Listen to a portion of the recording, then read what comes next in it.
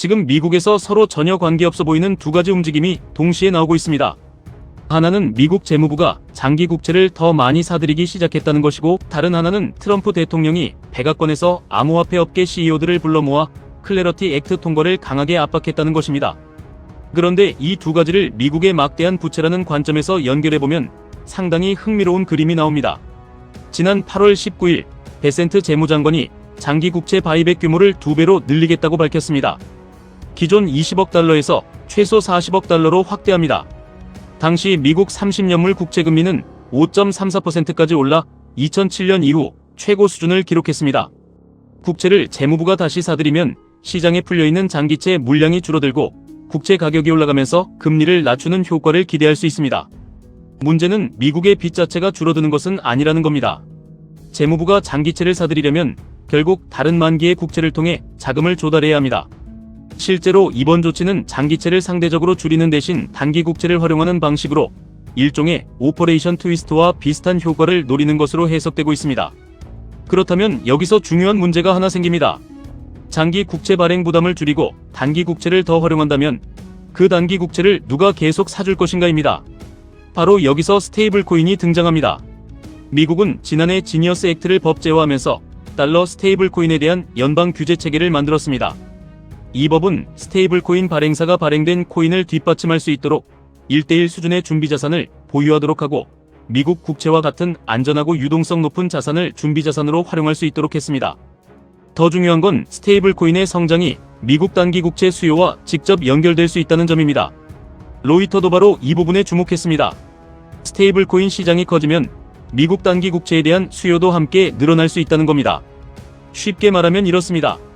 한국 사람이 달러 스테이블 코인을 $10,000어치 구매했다고 가정해보겠습니다.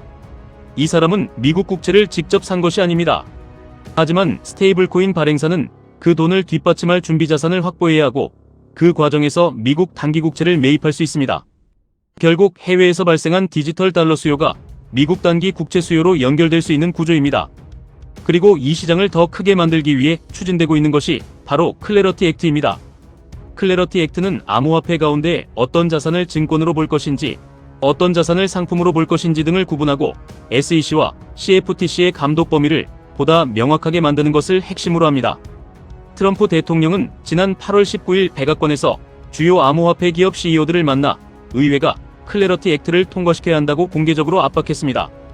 다만 중요한 점이 있습니다. 클래러티 액트는 아직 법으로 확정된 것이 아닙니다. 상원에서는 9월에 법안의 본회의 절차를 진행하기 위한 표결이 예정돼 있고, 현재 법안은 암호화폐 산업에 대한 미국 최초의 포괄적인 연방 규제 체계를 만드는 법안으로 추진되고 있습니다. 그렇다면 미국 정부가 스테이블 코인과 암호화폐 시장을 제도권 안으로 끌어들이려는 이유를 단순히 코인 산업 육성으로만 봐야 할 것인지 궁금합니다. 여기에는 미국 국제 시장이라는 훨씬 큰 그림이 숨어 있을 가능성이 있습니다.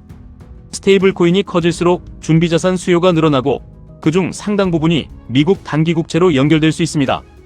즉 미국은 장기 국채 금리를 낮추기 위해 장기채 바이백을 확대하면서 동시에 단기 국채를 받아줄 수 있는 새로운 수요 기반을 키우고 있는 셈입니다. 물론 이것을 두 정책이 하나의 비밀스러운 금융 패키지로 설계됐다고 단정할 수는 없습니다. 하지만 결과적으로 보면 상당히 절묘하게 맞물립니다.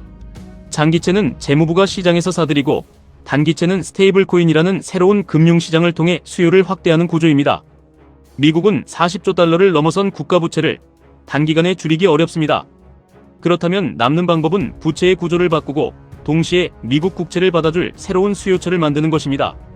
어쩌면 지금 미국이 만들고 있는 것은 단순한 암호화폐 산업이 아니라 달러를 디지털화하고 그 디지털 달러를 다시 미국 국채 시장으로 연결하는 새로운 금융 인프라일 수 있습니다.